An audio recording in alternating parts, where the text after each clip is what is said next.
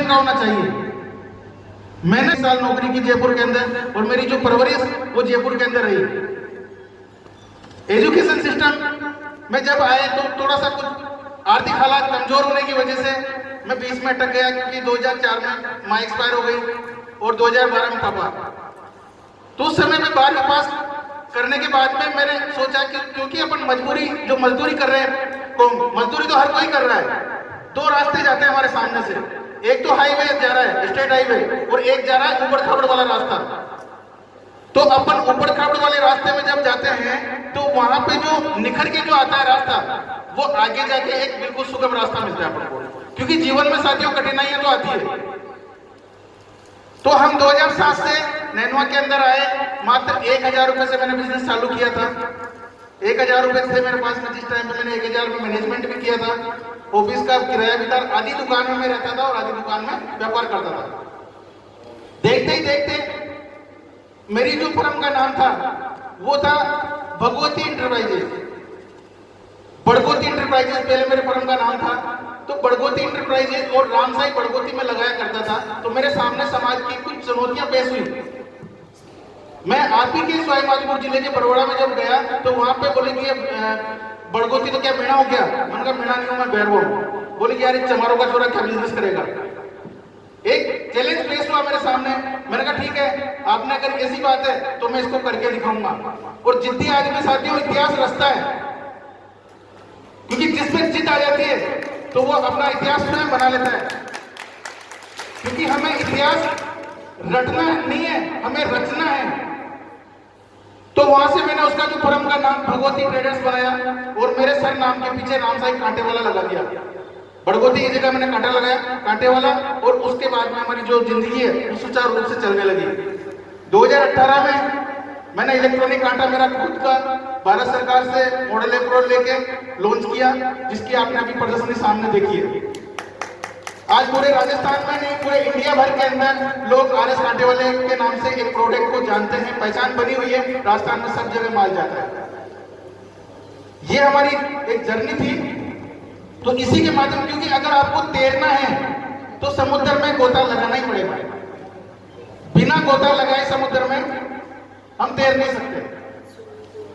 अब बात आती है, एक छोटा सा संदेश है जो भी कल मैंने एक राइटिंग के रूप में दिया था।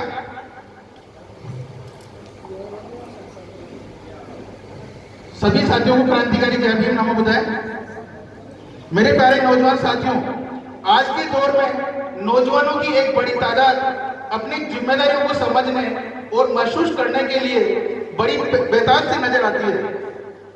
सभी के लिए परमपिता परमेश्वर Buddha, doctor B R Ambedkar साहब, पेरियार स्वामी रामास्वामी, जिन्होंने समय समय पर हमारे देश व समाज की रीढ़ की हड्डी को जिम्मेदारियों के बारे में अवगत कराया है।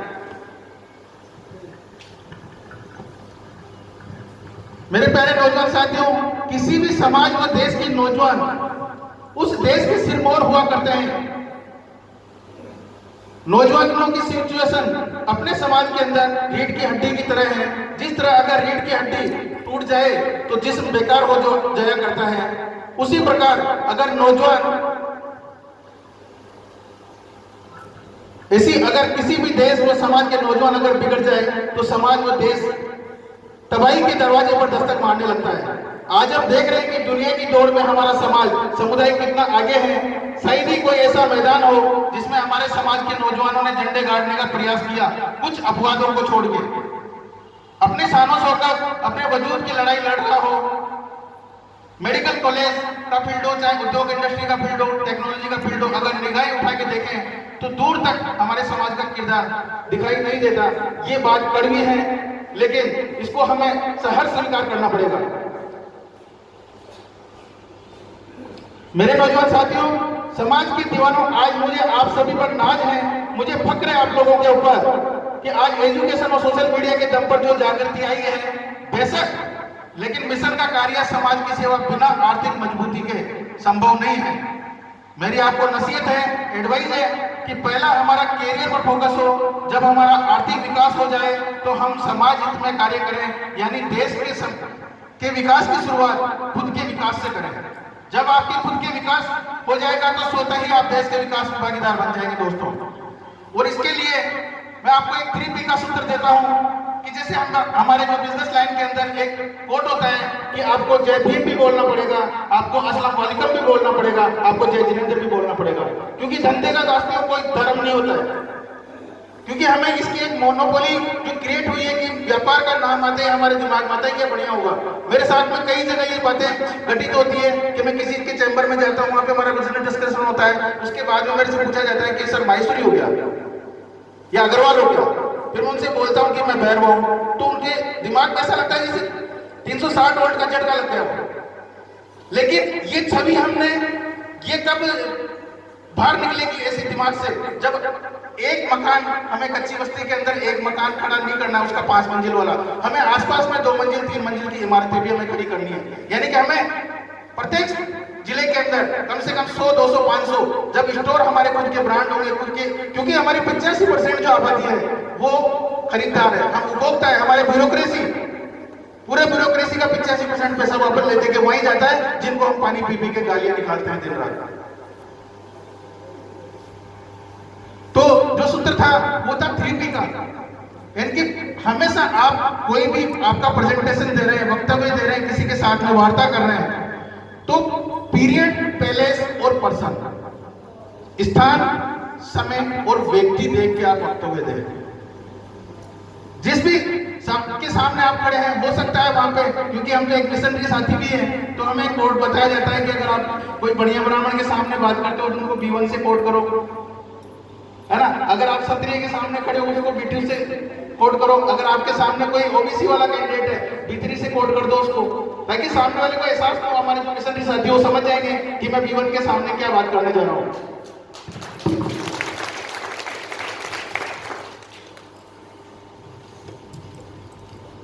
स्वरोजगार के लिए विकल्प ढूंढो, सरकारी नौकरियों के भरोसे अपना करियर बर्बाद मत करो। मेरे नौजवान साथियों, आज भी अगर हम विदेशों की बात करें, जापान, चीन, अमेरिका, यूएई, तो आप आएंगे, वहां के युवा थे, समय समय पर हमारे महापुरुषों ने, सामाजिक कार्यकर्ताओं ने हमारे करियर, एजुकेशन और जिम्मेदारी के लिए आगाह किया है। ऐसे शानदार और जानदार प्रोग्रामों का आयोजन किया है। इसकी वजह से हमारे जो वक्तागण है वो आपको इंडिकेट करते हैं कि हमें किस रास्तों पे जाना है और किस रास्तों पे नहीं। सबसे ज्यादा वक्त टीवी, अखबार, फेसबुक, व्हाट्सएप, यूट्यूब पर पैसे व समय की फिजूल खर्ची कर रहा है। आज हमारा जो युवा है वो उस फिजूल खर्ची को अगर सही रास्ते में ले आए तो बहुत बड़ा एक अचीवमेंट पा सकते हैं। साथियों, आज नित्य दिन उठकर सरकार वो अन्य जाति धर्म के बारे में उल्टा सीधा कहकर अपना वक्त और करियर बर्बाद कर रहे हैं। उसकी अपेक्षा यही समय और पैसा उस व्यावसायिक शिक्षा, वित्तीय शिक्षा, कंप्यूटर एंड विज्ञान के क्षेत्र में आर्थिक गतियों में सीखने, समझने, इस्तेमाल किया जाए तो भविष्य के प्रबुद्ध भारत को बनने से कोई नहीं रोक सकता। क्योंकि क्यों नहीं करते हम?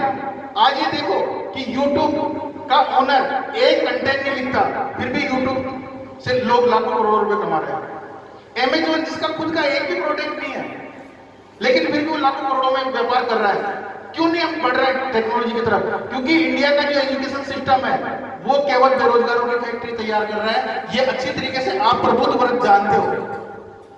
अगर हमारी परसेंटेज 80 से 85, 90% नहीं है तो हमें वहां से बढ़ के, मैं ये भी जानता हूं कि ड्रॉप आउट जो लोग हैं वो इतिहास रचते हैं, कि जितने भी ड्रॉप आउट लोग थे वो इतिहास रचते हैं, लेकिन हमें उसके क्षेत्र में अग्रणी आना होगा। जैसे बीजेपी को मैं एक पार्टी पॉलिटिक्स के रूप में नहीं देख रहा। बी से बिजनेस, जे से जॉब और पी से प्रोफेशनल। बिजनेस के अंदर हमारे ट्रेडिंग सेक्टर हो, चाहे मैन्युफैक्चरिंग सेक्टर हो, चाहे आपका सर्विस सेक्टर हो, इसमें जितने भी हमने 5 भागों में इसको डिवाइडेशन किया है कि व्यापार जो पूरे वर्ल्ड लेवल का जो व्यापार है 5 भागों के अंदर समाहित हो जाता है। पहला है रोटी, कपड़ा, मकान, साधन और टेक्नोलॉजी। यानी कि हमारी जो निजीकरण के अंदर जो भागीदारी कहां पे हो सकती है वो मैं आपको अवगत कराना चाह रहा हूं। तो पहला रोटी के अंदर आ गया आपका FMCG का सामान, यानी कि कच्चे मसाले आप लेके पीस के पैकिंग करके उसको मार्केट में दे सकते हैं। आटा हो गया आपका, उसको पैकेजिंग करके दे सकते हैं। 3 प्रकार से मैंने आपको बता दिया कि इसकी ट्रेडिंग आप कर सकते हैं, यानी कि बीएल सर प्रोडक्ट बना रहे हैं, इनकी प्रोडक्ट की एजेंसी लेके आप प्रोडक्ट बेच सकते हैं। आप खुद अपना प्रोडक्ट कच्चा माल लेके उसको 50 प्रोसेसिंग यूनिट लगा के मार्केट में बेच सकते हैं। एफएमसीजी के बाद में आपका दूसरा सेगमेंट आ जाता है कपड़ों के अंदर। अब कपड़ों के अंदर हमारी एक बैरवा एंड ब्रदर्स भीलवाड़ा, मैं आज उनको गर्व के साथ में कहता हूं कि उन्होंने एक समाज का नाम रोशन किया है। लक्ष्य साड़ी वाले जयपुर के अंदर उन्होंने एक शानदार जानदार दिनेश जी बैरवा, मतलब एक ऐसा नहीं है हमारा समाज बिजनेस के अंदर नहीं है, कोटी से करोड़पति आज 1000 से लेके और 3000 करोड़ की कंपनियों के ओनरों के साथ में बैठ चुका, उनसे डिस्कस कर चुका। और ये हमारे समाज के लोग हैं। महिलाओं के अंदर आप कम्युनिटी की जो चेयरपर्सन है कल्पना स्रोत जी, उनकी स्टोरी पढ़ें, उनकी स्टोरी को वॉच करें। कितना जीवन संघर्ष, जिन्होंने 2-2 बार जहर खा लिया मरने के लिए। बोली कि बेटियां तो होती खाना बनाने के लिए, चूल्हा चौका के लिए, अरे नहीं, उसने जीवन का वो जो लोगों की मानसिकता तोड़ दी, आज 3 से 4000 लोगों को वो रोजगार दे रही है। यूट्यूब पर उसके बहुत बड़े वो वीडियो जो है वो सामने प्रेजेंट है। चुनौतियां कहां नहीं आती, चुनौतियां सबको आती है। तो कपड़े की बात हमने की, कपड़ों के अंदर एफएम दोनों जो सेगमेंट है, चाहे वो परिधान है या फिर रेडीमेड गारमेंट के अंदर, आज ऐसे प्रोडक्ट है, ऐसी कंपनियां हैं जो आपको फ्रेंचाइजी घर पे दे रही है। आप फ्रेंचाइजी लेके उसका बिजनेस मॉडल तैयार कर सकते हैं। मकान में मैं इससे एक बहुत बड़ा वो लेना चाहूंगा कि सबसे ज्यादा ठेकेदार वर्ग हमारे समाज का है, सबसे ज्यादा मजदूर वर्ग हमारे समाज का है। तो क्यों ना हम प्रोडक्ट को बेचने वाले बने, सीमेंट की एजेंसी क्यों नहीं ले सकते सर? क्यों हम बिल्डिंग मटेरियल का काम नहीं कर सकते? क्यों नहीं हमारे आर्किटेक्ट इंजीनियर हैं जो एक केवल दिन भर मजदूर 350 रुपए की दिहाड़ी के अंदर सुबह से शाम तक टोकरी डालता है, क्योंकि उसके सिर पे टोकरी है। हमारे विनोद जी सर का एक 2015 में जब मैं आया था तो ये कोट मुझे याद है कि सर ने बताया था कि सर समाज क्यों आगे नहीं बढ़ रहा था, क्योंकि सुबह जाते ही मैंने टोकरी रख जाती है सिर पे, तो स्विच बंद।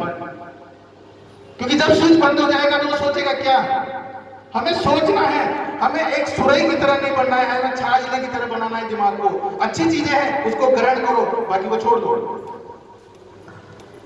तो उस सेक्टर के अंदर भी हमें भागीदारी निभानी है। तीसरा चौथा जो सेगमेंट है वो साधन है सर। साधन आज देखते ही देखते साइकिल से लेके हेलीकॉप्टर तक, मोटरसाइकिल के अंदर क्रांति आ गई, इलेक्ट्रिक बाइक की क्रांति आ रही है। जगह जगह पे एजेंसियां देने के लिए तैयार है कंपनियां। क्यों नहीं हमारे रिटायरमेंट पर्सन जो है वो 50-50 लाख 1-1 करोड़ का उनको पेंशन मिलता है, उससे 10 लोगों को रोजगार दे सकते हैं।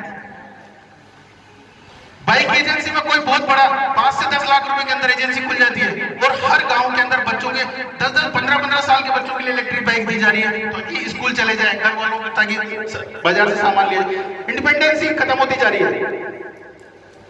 तो हम इसमें भी सर्विस सेक्टर बना सकते हैं, इसमें ट्रेडिंग सेक्टर बेच सकते हैं। तो सर्विस सेक्टर के अंदर भी बहुत बड़ा रोजगार है। आज गाड़ी के धुलाई सेंटर देखो आप, जगह जगह धुलाई सेंटर हो गए। हम क्यों ना ऐसा करना चाहते हैं? टेक्नोलॉजी में अगर मैं बात करूं, कंप्यूटर एंड साइंस, क्योंकि जैसे 4 प्रकार की जो एजुकेशन है, क्योंकि मैं पढ़ा लिखा तो नहीं हूं, मैं माफी चाहता हूं। 4 प्रकार की जो एजुकेशन है, एकेडमिक एजुकेशन जो 8वीं तक होती है, सीनियर तक 8वीं तक जो एजुकेशन है, उसके बाद में आती है प्रोफेशनल एजुकेशन, जिसके अंदर एलएलबी, पीएचडी जो करते हैं लोग, उसके अंदर एमबीबीएस करते हैं। बट इसके बाद की जो 2 व्यावसायिक शिक्षाएं हैं, व्यावसायिक एंड वित्तीय शिक्षा, इस पे हमारा फोकस ही नहीं है। व्यावसायिक एंड वित्तीय शिक्षा, कॉमर्स में कितने स्टूडेंट हैं यहाँ पे जिसके पास में कॉमर्स है? साथियों हाथ खड़ा करें अपना। एक स्टूडेंट है जिसके पास में कॉमर्स है। आज हम बिजनेसमैन बनाने की बात कर रहे हैं, लेकिन हमारे सीए नहीं है, चार्टर्ड अकाउंटेंट नहीं है, उसको मैनेज करने के लिए हमारी कंपनियां नहीं है। अब हम कोशिश तो कर रहे हैं हमें जॉब मिले, रोजगार मिले, लेकिन जब हमारी कंपनियां नहीं होगी तो हमारी इस युवा पीढ़ी को, जिसने आईआईटी कर रखी है, पॉलिटेक्निकल कर रखी है, बीटेक कर रखी है, उन बच्चों को रोजगार देगा कौन? आप क्या उम्मीद करते हो उनसे? हमें सबको क्या है ना, थाली सजी सजाई चाहिए, बनाना कोई नहीं चाहता कि मुझे कंपनी रोजगार दे दे। अरे भाई, आपकी कंपनी होगी तो आपके बच्चों को आप उच्च लेवल के पदों पे जॉब दोगे, नहीं तो कोई मैनेजर से नीचे ऊपर की पोस्ट नहीं मिलने वाली है। क्योंकि निजीकरण का दौर, ये सामाजिक सुदृढ़ीकरण की जो बातें होती है ये बहुत अच्छी लगती है हमें मंचों के माध्यम से, लेकिन कभी कभार इस मुद्दे के ऊपर जब पहलू घोरता से देखा जाता है तो बहुत बड़ा अजीब लगता है। वित्तीय और शिक्षा के बाद में टेक्नोलॉजी की जब बात आती है तो कंप्यूटर एंड साइंस, आज जितने भी जो चमत्कार हुए हैं वो कंप्यूटर एंड साइंस के सेक्टर के अंदर हुए हैं। किसी दिन कुछ पार्टी के लोगों ने कंप्यूटर का बैलगाड़ी लेके और विरोध किया था कि कंप्यूटर रोजगार खत्म करेगा। आज मैं आपसे पूछना चाहता हूं, क्या कंप्यूटर के बिना कोई रोजगार चल रहा है, या कोई कंपनी चल रही है, कोई ऑफिस चल रहा है? क्यों नहीं इसके आउटलेट हम खोल सकते हैं, लैपटॉप हम बेच सकते हैं,